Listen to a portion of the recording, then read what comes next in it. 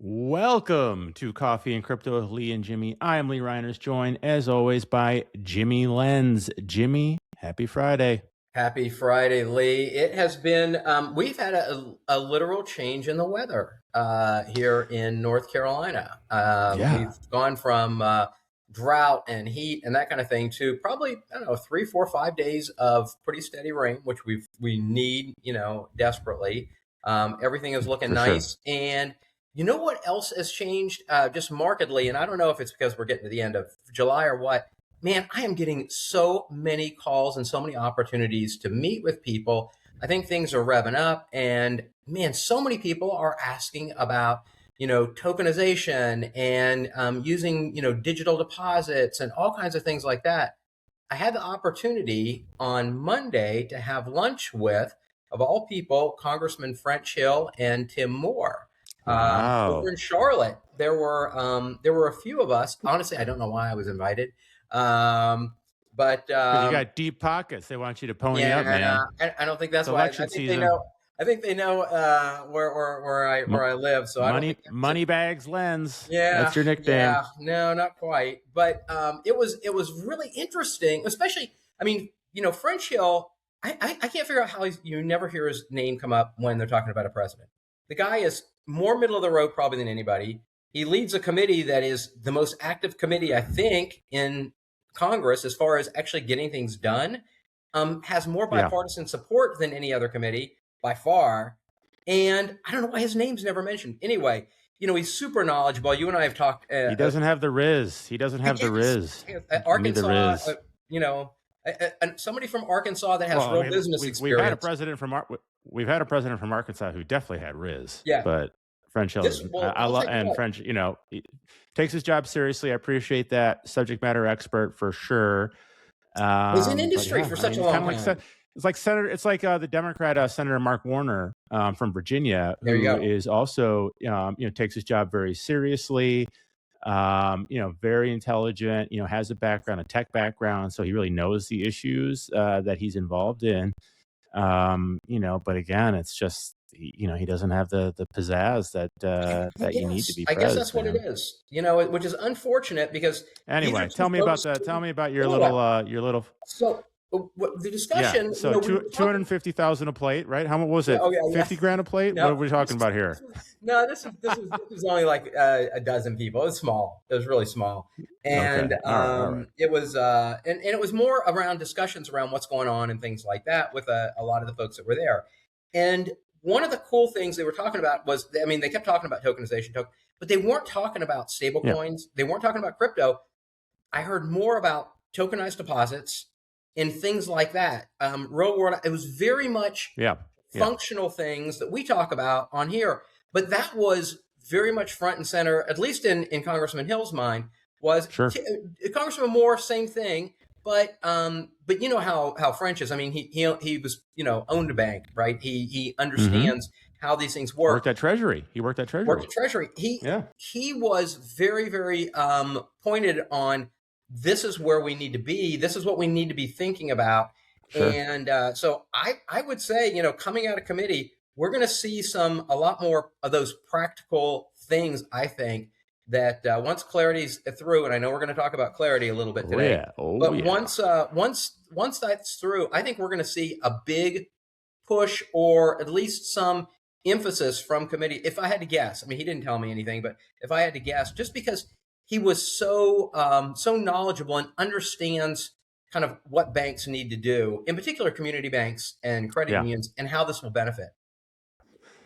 That's interesting. It sounds like it was a great session. Great discussion. I disagree with Congressman Hill on a lot of things, but I've always respected his subject matter expertise and the seriousness with which he takes that role. And I've testified in front of his committee twice, and briefly chatted. Briefly chatted. And he came up afterwards, and shook everyone's hands, and briefly chatted. And I appreciate that. He knows obviously that I was the witness for the Democrats, and didn't care. So that was appreciated for sure.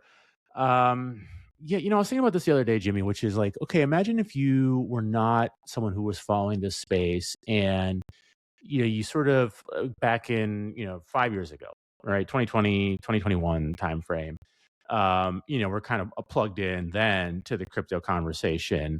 Maybe you're listening to our show. I don't know. We might not have started our show back then. Anyway, but you're kind of following along, and then let's just say like you checked out. I don't know. Right. You're traveling the world or something like that.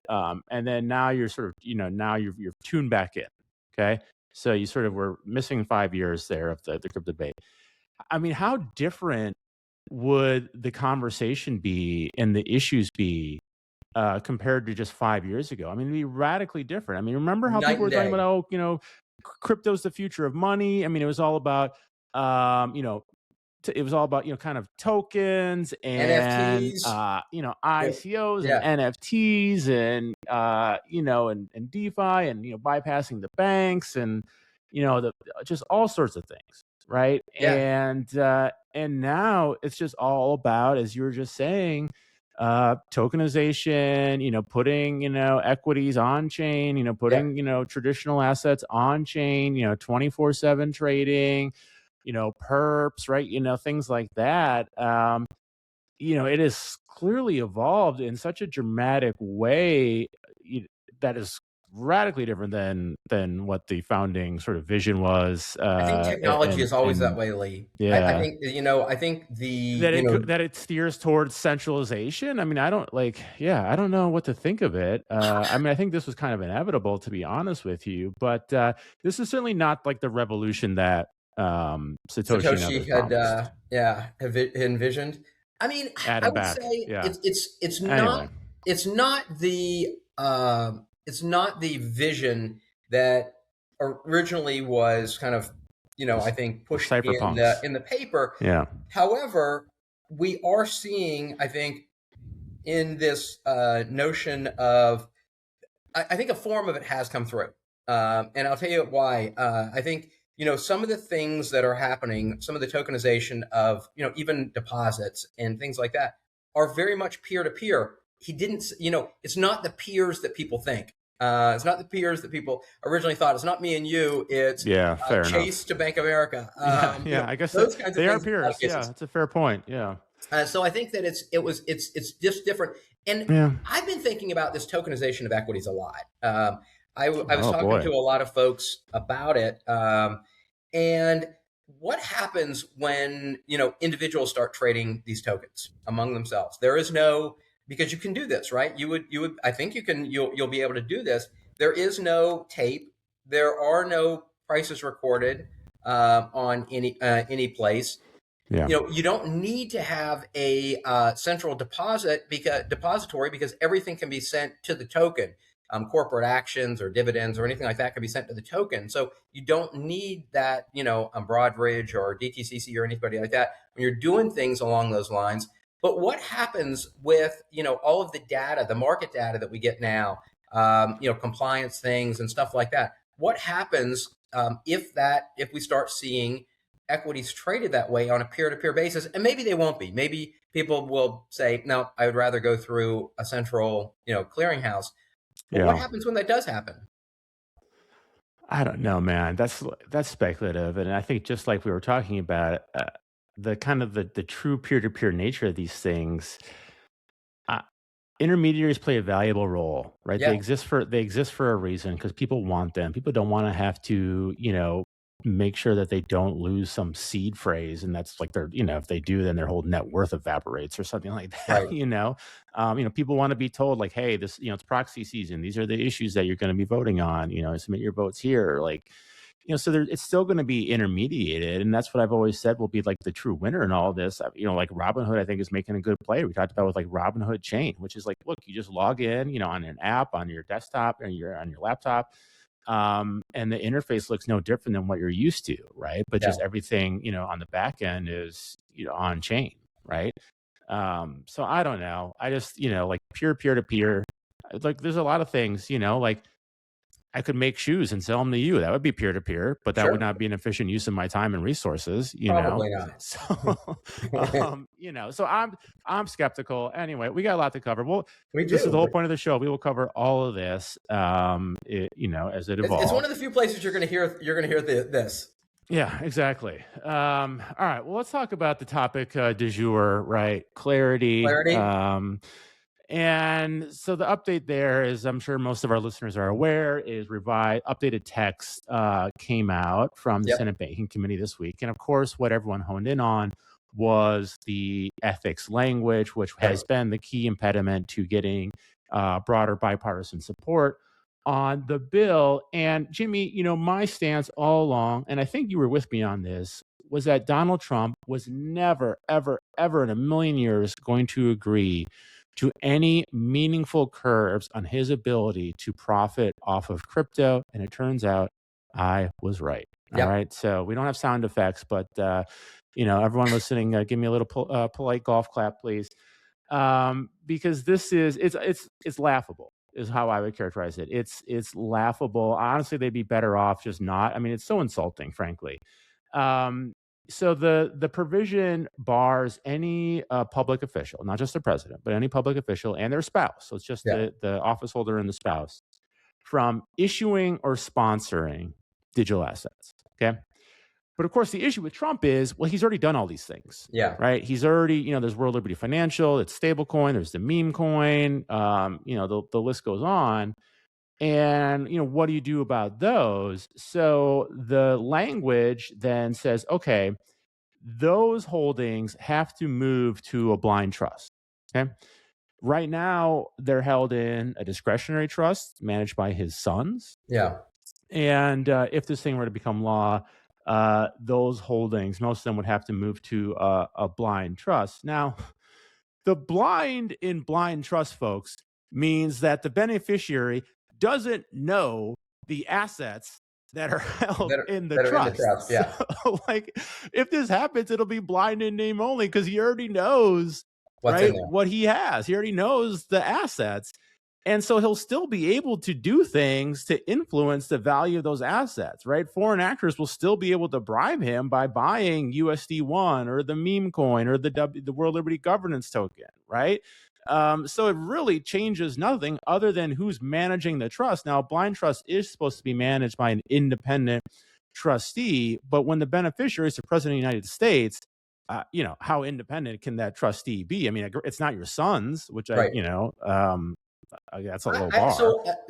I'm with you in and there were a number of things that a group of Democratic senators kind of were raised as problematic. One of them is the ethics.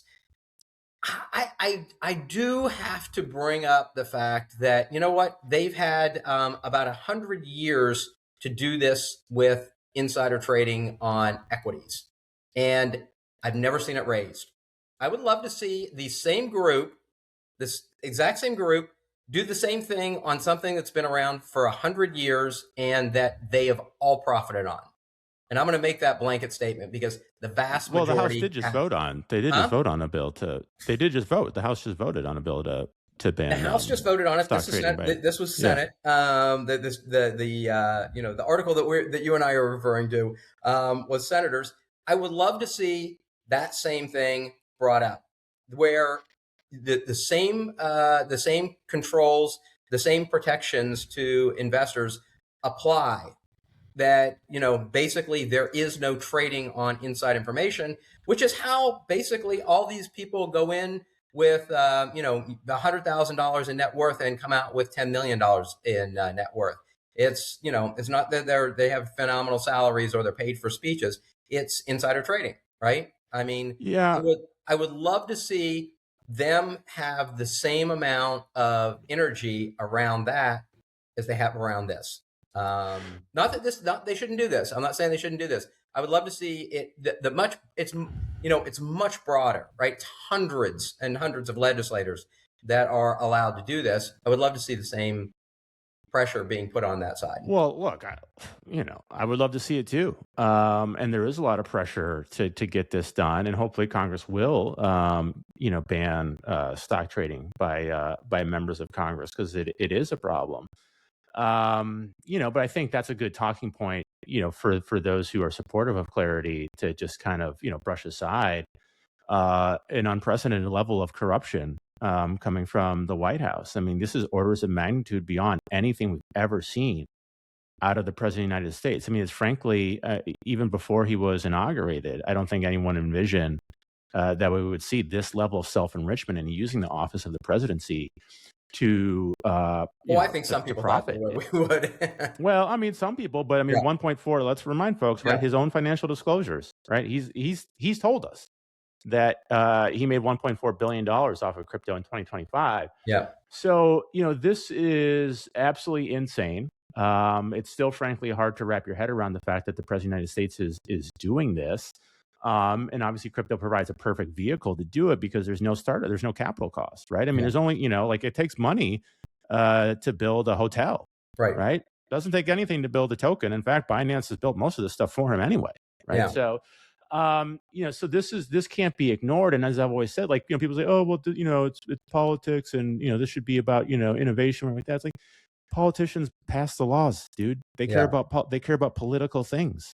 Okay. And, newsflash, Donald Trump is not very popular with the Democratic base right now. So there's no Democrat, who with half a brain who's ever going to vote for a bill that they think is going to line Donald Trump's pockets. And that's exactly what would happen here. So this is an issue that that has to be addressed if Clarity has any chance of passing. And look, I get it. You dance with the person who brought you to the ball. Yeah. Okay. Would we be here? Would Clarity be this far along if Kamala Harris was president? No, maybe. I wouldn't rule it out. It's possible. I mean, she never said anything about crypto. I don't think it would have even been. I don't think we would have gotten to this stage.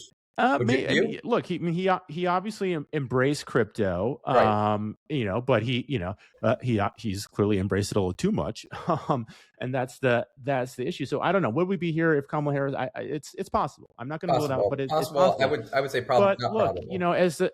As the saying goes, when you lie down with dogs, you wake up with fleas. And right now, the crypto industry's got more fleas on it than a junkyard dog. All right. And I don't know where they go from here because he's not going to do anything. I mean, there needs to be, a clear divestment. He needs to sell. If this has any chance, right? I don't see how Democrats could agree to anything beyond divest from World Liberty, divest from the CIC Digital, that your ownership stake in the meme coin is.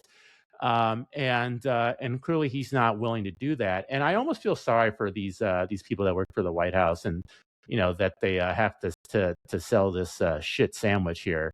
Because some of their talking points are just laughable. So, Patrick Witt, who's the crypto kind of point person for the White House, he had a post on X earlier this week, and he said, for those wondering, here's a comprehensive list of all U.S. presidents in our nation's 250-year history who have agreed to an ethics provision restricting their own conduct while in office. Donald J. Trump, right? That's the tweet. That's the post.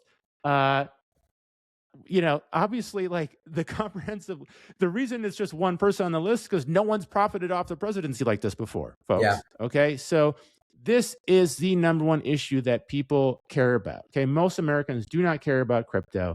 They do care about corruption. And I agree with you, Jimmie. They care about corruption in all levels of government, including the insider trading, which is absolutely disgusting. Okay. But Trump, as he tends to do, has taken things to a whole new level. And I just don't see any way to get over this impasse because, we know who he is. I mean, he's almost 80 years old, right? I mean, he has a lifetime of grifting that indicates he's not going to agree to anything. Right. And he's gotten everything he's wanted out of crypto. Yeah. So far. Right. I mean, the whole reason he embraced crypto to begin with is because they would the campaign contributions. Then once he realized how crypto works, he's like, oh, shit, I can make money off of this, which he's already done, as we mentioned, the tune of $1.4 billion. Right. So he doesn't care, folks. He already got what he needed out of crypto. And loyalty is a one-way street with Donald Trump, folks. OK. So he doesn't feel any need whatsoever to do anything for the crypto industry at this point. Yeah. All right. Anything to add on that? Because I've kind of beat that horse. All right. We can move on. That's been covered pretty well. Let's move on to issues of more. How about Hester? Hester. Can we talk about Hester, our friend, our mutual friend? Yeah. Yeah. Hester Peirce. Hester Peirce, whose days are numbered at the SEC. Yep. She's going to be leaving. When November? When's her term No, expire? I was going to November? say this fall. I want to say November. Yep. So she put out a really interesting statement Yeah. the other day, I thought it and was interesting coming from her. yeah, and I Yeah. think exactly right. I think that's exactly right because obviously she has been a fan of crypto, Yep. and the crypto industry has certainly agreed with her legal interpretations on most things crypto. But I also do appreciate sometimes when she sort of acknowledges that the crypto industry is getting a little out ahead on its skis, right? And sort of sends them a gentle reminder that, hey, folks, the securities laws still apply in a lot of Yeah. cases. Okay, don't just pretend because you're on a blockchain that somehow that means you're immune to the securities laws. We talked about it with tokenization, right? We have. Putting a stock on a blockchain doesn't make it not a stock. Doesn't make it not a stock anymore. Yeah. Right. And so she put out a statement on vaults, and you and I did a segment on vaults a few months ago, right? Yeah, so Joanna, if you're listening, this is for you. Okay, our good friend Joanna. We won't say last name or where she works, but she was, for reasons. Yeah, exactly. But she's really into vaults. And she says, look, depending on the circumstances, the vault may have to register with the SEC and comply with applicable regulations. And she always has, she has great turns of phrases, Jimmie, in her statements and speeches. And so this is the one that stood out to me. She says, if you do headstands, backflips, and other gymnastics to read the law so that it does not apply to crypto assets and activities that are well within the scope of the federal securities laws, you will have a painful fall. Yeah. Right. So a warning, a not so subtle warning to vaults from Crypto Mom. What do you think? A lot of what she described, and when you go into the detail, a lot of what she described looked very much, if you took the word crypto out, it looked like any other traditional financial advisor activities, right?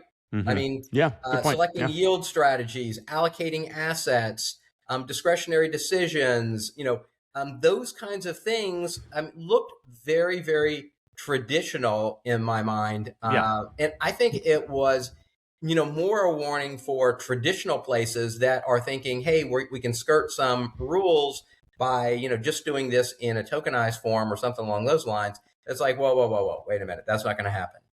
These are still, if they are, equities, we're going to treat them like equities. And if you're using, these kinds of things, because it's like we were talking about at the very beginning, you've gone now from this peer-to-peer to something that looks very, very traditional. And if you move that far, then you're going to fall under the rules of, those kinds of entities. It only makes sense, really. What she's saying is completely common sense. It can't be a shock to anybody, but it probably is. But it can't be. But some of the large vault providers, I think they think of themselves in a different way. I think they think of themselves as more, custodians, and they wouldn't fall under this kind of provision. Well, they think of themselves as like infrastructure providers. Yeah. Right. As just developers. Like, look, we built the code, we built the smart contract code, we deploy it on chain, and and then it just sort of operates independently. Yeah. Right. Code needs to be maintained. Yeah. There's people involved in this stuff. You're allocating assets. There's discretion involved, and so, and she acknowledges that vaults come in different different flavors. Yeah. Right. There are some that are more discretionary. There are others that are just true smart contracts. I don't think. Look, they need to be maintained. Someone's overseeing these things. Sure. And so she kind of goes on in her speech or her statement to say, look, there's a couple ways that the securities laws could be implicated. One is that it's just an investment contract per Howie, right? You're investing your money in a common enterprise because you expect profit from someone else's efforts. But she also says a vault that holds securities or allocates assets could be an investment company, right? Sure. So, it's going to depend, of course, as it always does, on the facts and circumstances. But you're right. It kind of reminds me of sort of the ICO boom, circa 2017, where people just said, oh, like the rules don't apply to us, Right. And and I raised this on stage, to someone who's on stage. Again, I won't name names, but I raised this at Digital Assets at Duke when some folks were talking about vaults, and my kind of question was like, well, look, if you're facilitating access to a vault, does that make you a broker dealer, right? Yeah. So yeah, this has got to be worked out, and this is why I've always said, look, the SEC, they kind of put out these sort of generic statements, sort of characterizing the technology, and this is why, like, look, there needs to be like a dedicated, like within, I don't know, the office of the economist or someone, kind of a dedicated staff of crypto blockchain analytics peoples who can actually dig into this code and then understand how it works. Yep. And maybe they have that. I don't know, but I'd like to see kind of more concrete research coming out of the commission to give a little more teeth to these sort of generic statements. But at the end of the day, Jimmie, it kind of sounded a little bit like some old Gensler speeches, because what she says, "Come in and talk to us. Come in to talk. Come in and Yeah. remember that was the Gensler line. Come in and talk to us." Yeah, but Gensler line, you knew that you were talking to a wall. Yeah, fair. Yeah.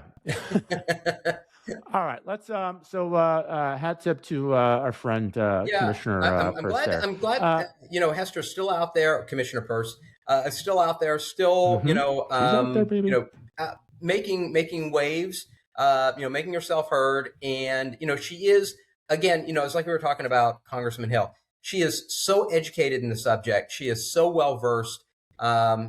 Much more, I think, ingrained in not only the technical side of things, but also kind of what's happening in a very dynamic way. So I applaud her as always of staying right up on top of things and being able to put out these kinds of very, very knowledgeable statements, because otherwise people would say, oh, well, she doesn't know what she's talking about. Nobody's ever going to say that about Commissioner Peirce. No doubt. Respect. All right, let's move on to a story that I ended up writing about this week, Jimmie. I felt compelled to get something out there on this topic. And that the issue is central bank digital currency, CBDC. And I think you and I are of like mind on CBDC, at least in the US. And my view has been we don't need it. I don't see a reason for it here in the US. Right.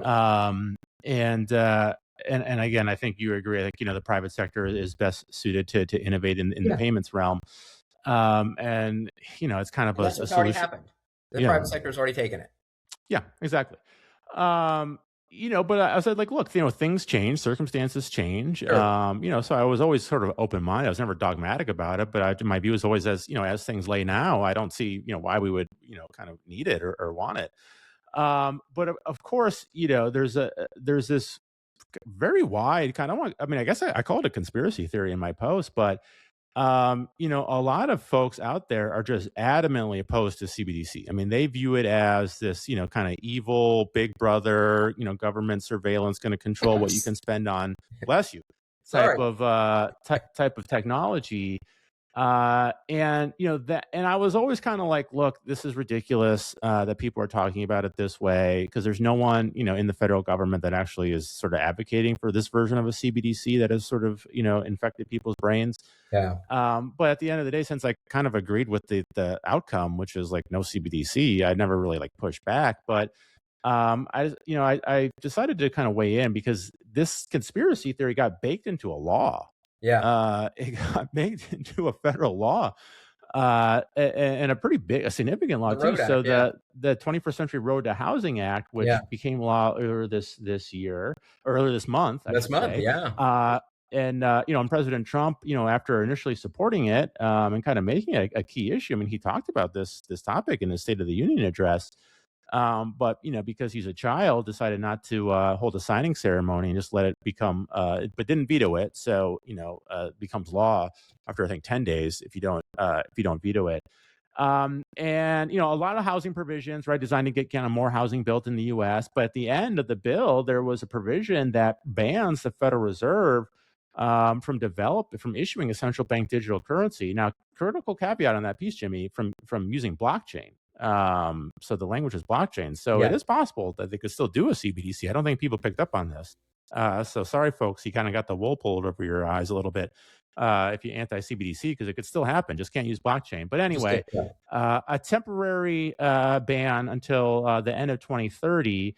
And this was like a big part of the bill. Like House Republicans, a handful of them were like, "We're not going to vote for this thing unless there's a full CBDC ban yeah, this in this it's thing." nuts. It really And it's is. just wild like that. We have conspiracy theories getting baked into legislation. That's kind of where I was like, this is BS. Someone needs to call this out. I mean, I think the Yeah. proliferation What are your thoughts? of these conspiracy theories is, I mean, it seems like every day there are more of these things that that arise, and I hear about a lot Can't of them. I keep hear up. from It's hard to keep up students, with and all of them. you can't keep up with them. I don't keep up with them. I don't use a lot of social media platforms because that's all they are is Yeah. basically True. places that these things proliferate from, and there's really no reason. I mean, for something like this, it just to me it's a waste of time. I mean, you're playing into these fringe groups that are fixated on this kind of stuff, and it's like, hey folks, let me clue you in. The government knows where you spend every dollar. Okay, you use a credit card, you use a debit card. Guess what that goes through? Yeah, even if you're using Yeah. cash in a lot of places. Remember at the grocery store when you're using cash and you think you're getting away with something, there's a camera there watching you on everything you do, right? You Yeah. know that if Yeah. you scan groceries too fast. That's true. This is just, crazy to me that people are this fixated. You have a bank account, it's reported to the government. You have, like I said, it's all this stuff is done anyway. The fact that, oh, well, they can turn it off or they can turn it on. It's like, come on, really? I mean, do you really believe that? Yeah. It's Yeah. And I'm kind of really have nothing better in your life to spend your time on than well, and it's propagating just so these conspiracy theories. And in most cases, they're nuts. If you take a half a step back and look at it, you would say to yourself, "Wait a minute, this is crazy talk. Why would and you can't talk to these people about. I mean, it's like when you had talked to someone who believes in a conspiracy theory like this, wholeheartedly, like there's yeah, no conversation. there is none. And look, I mean, this like as I detail in my piece, I mean, there's over a dozen states that Oh have yeah, passed laws banning a CBDC in their state, which as I detailed that doesn't pass constitutional that muster. actually But doesn't. Yeah, so there's just been a tremendous amount of time and effort put into this sort of anti CBDC fight, and it's all premised on a boogeyman like this. There's no one who wants this. The yeah, Fed has repeatedly said, we're not going to do this unless Congress authorizes it. And they did this report under the Biden administration, which said if we do it, right, it would be privacy protected. It would be intermediated through the banks, right? So it was not as if people would be dealing with the Fed directly, right? I mean, so they put all these caveats on it. And by the way, folks, we already have central bank digital currency. Okay, yeah, it's called reserves, yeah, right? It's called reserves, and it's how monetary policy works. Okay, it's just that only banks have access to reserves, right? Which is all, it's all digital. So this is so ridiculous. It just drives me crazy. And on one, but on the other hand, Jimmie, the Fed has always engendered conspiracy, right? I mean, the yeah. creature from Oh, Jekyll since Island, the very right? The beginning, creature since from before the Jekyll Island. beginning, since before the beginning. Yeah, so it's a natural, yeah. So I mean, it has a lot of elements Yeah, that lend itself to a conspiracy theory, but it just the fact that Congress actually codified in law conspiracy just drives me crazy. And let's move on because I'm yeah. already worked up. I don't want to be Okay. worked Okay. up on It was a good a piece, by the Friday. way. It was well Um, written, well I researched appreciate that. as usual. Yeah, I appreciate it. Because So you do. I want to get your thoughts on one final story, Mhm. and it's kind of a couple stories combined. Okay. And I think this you're more well suited to opine on this certainly than I am, which is all the changes going on with the Ethereum Foundation and kind of I don't want to call it splinter groups, but new kind of nonprofit research labs that, as far as I can tell, seem geared more towards making Ethereum useful as financial infrastructure. Yeah. And along with that, I know Vitalik put out a roadmap for what he calls extremely lean Yeah. Ethereum, which seems to be, again, geared towards making Ethereum more scalable Yeah. and kind of reducing the data requirements Some of the on chain. computational, yeah, Yeah. influence. Yeah. And then final on the labs piece, there's two actually. And, the Ethereum Foundation has lost a lot of people, and some of these people are going to these new kind Yeah. of research labs that are sponsored by some pretty big names. So the first is ETH Labs, Right. and then the second is, what was the second? I had my tabs here. Ethereum Institutional. Yeah. Ethereum Institutional launched with the goal of accelerating institutional adoption of Ethereum. And that's So backed by Jimmie, Joe that's Lubin. without getting in. So exactly. So what's going on here, right? How are you interpreting these moves here from the Yeah. Ethereum community? So the way, I mean, we've been, for those people who don't know, I mean, Ethereum Foundation's been here since the beginning of ETH, really. And a lot of cryptocurrencies have a foundation kind of in back of them. And there's a number of reasons for that, but you see these foundations. The Ethereum Foundation's been really active. I mean, they support a lot of educational things. They support a lot of research projects and things along those lines. So there's quite a bit there. You and I talked about it probably 2 years ago that EVM was starting to become more and more prolific. We saw Ethereum virtual machines, right? And I said back then, this is becoming like a protocol. It's becoming, very, very much its own network, its own layer. And that's what this seems to be, taking it one step further and institutionalizing that fact that, we're going to have this layer that's going to be based on Ethereum. And Ethereum is nice because, it does allow for a lot of the innovation to occur, right? The programmability and things like that, frankly, in its current state, please, no maxis, call me. Bitcoin in the current state of Bitcoin, it doesn't really allow for that. Yes, the old version did, but we're way past that, years past that. And so I think that what they're trying to establish is that, I hate saying it, but centralized layer that, kind of allows for a lot of continuity among, users. And this having this single layer, this Ethereum layer, provides everybody with a single way to, it's kind of like in the old days, you had a lot of different, systems, protocols that were used for stock trading and things like that. And it was crazy trying to put them all together. I think that's what they're trying to do, is they're trying to reestablish Ethereum as the layer. This is going to be the institutional, way that we're going to do things.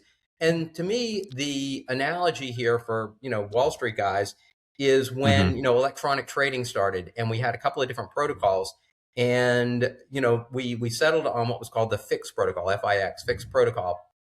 And the way that we got there was a really big institution in the United States, Fidelity, one day came out and said, if you want to deal with us, you're going to do it on FIX. And then that became the standard. I feel like that's what's happening here is, we're there's a couple of different groups that have been launched. I have to think the Ethereum Institutional, backed by Joe Lubin, is probably just because not only was he the co-founder of Ethereum, but he's, technically he's very, very adept, and he runs consensus, and he's been out there and in front of things for such a long time that's probably the, path of least resistance. But that's what it seems like to me, is that we're going for a, and we're starting to see this in other corners too. I mean, the announcement by DTCC last week around tokenization, that's, in institutions, they have all these institutions that have kind of bought in on that. We're starting to coalesce around, a couple of different chains, a couple of different layers, and those protocols. That's what it seems like to me. Well, thanks for illuminating us here. I appreciate that. Yeah, I makes sense to me. I mean, if we talk about tokenization, what blockchain is it going to be on, right? The benefits aren't going to be realized to the extent there are any benefits. And I'm a little doubtful on some of these purported claims. It can't be fragmented across, how is that an improvement, right? If, because, right, the vision of tokenization, the pure vision, is that the blockchain is the central securities depository, right? So it'd be like the equivalent of having like 6 DTCCs, right? Like, how efficient would that be? These moves seem geared towards that. And I know, and I'm not as plugged into it as a lot of hardcore crypto people. I mean, I know there's been some criticism of the Ethereum Foundation, Vitalik to a lesser extent, for being sort of more focused on, back to the top of the show, like kind of the original founding ideals of Yeah. crypto, which is, censorship resistance, right? Decentralization. And, Vitalik himself has always talked about the blockchain trilemma, right? And, as the sort of the use case has clearly become, finance and financialization, it seems as though the kind of the finance community is saying, hey, look, Ethereum, like you got to, you got to upgrade to stuff that we can use, right? You kind of got to ditch a little bit of this cypherpunk, mentality, because that's not helping us. Right. That's kind of my sort of my interpretation of the debate without being fully immersed in it. Well, the other thing I think is, Vitalik is always, and you hear him, and I, I mean, this is just his opinion, he was always of the mind that this wasn't really made for people in developed countries, right? This was made for people that didn't have trust in banks, didn't have trust in governments. It was going to facilitate a lot of things there. But as in all things financial, it's got to lean to the place where the finance is. And it's not in those countries, right? And so I think we are a little bit remaking it in our own image to some extent. And and so it's part of it is probably familiarity. We understand, we're familiar with this and this kind of mode. And so, yeah, I mean, I think it's kind of cool that we see these two competing, I guess they're competing, roads here for Ethereum, and using Ethereum as a protocol, if you will, or a layer, if you will, and see which one. Can I ask you another question? Yeah. What actually can an R&D lab for Ethereum do? Right? Like what concretely, like, impact will they have?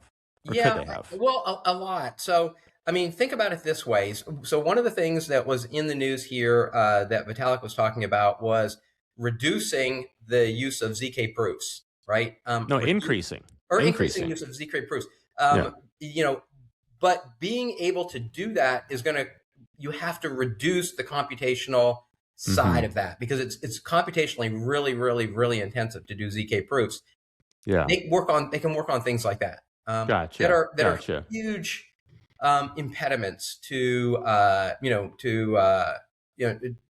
basically having these things become just ubiquitous behind the scenes, where nobody really realizes it. Whereas right now, that's something you have to account for. That slowdown. It's kind of like, in the transference of almost any commodity, right? You transfer oil, energy, electricity, whatever. There's this friction, and in blockchain, those frictions occur too. And so for people that are using things like ZK proofs, which are really, really intensive, that's a huge friction. Research labs can work on problems like that. Makes sense. All right. Well, you're a great teacher, Jimmie. Okay. Thank you. I appreciate that. And I, you got a little practice. So you should be at this point. But great show. Look forward to doing this again with you. I know you're going to be traveling across the coast here. So hope that trip goes well. And me too. Maybe we'll talk about your adventures sometime on the show. We don't want to reveal too much. But, we cannot reveal too much. But yes, we'll see what happens. All right. Take care. Have a good weekend.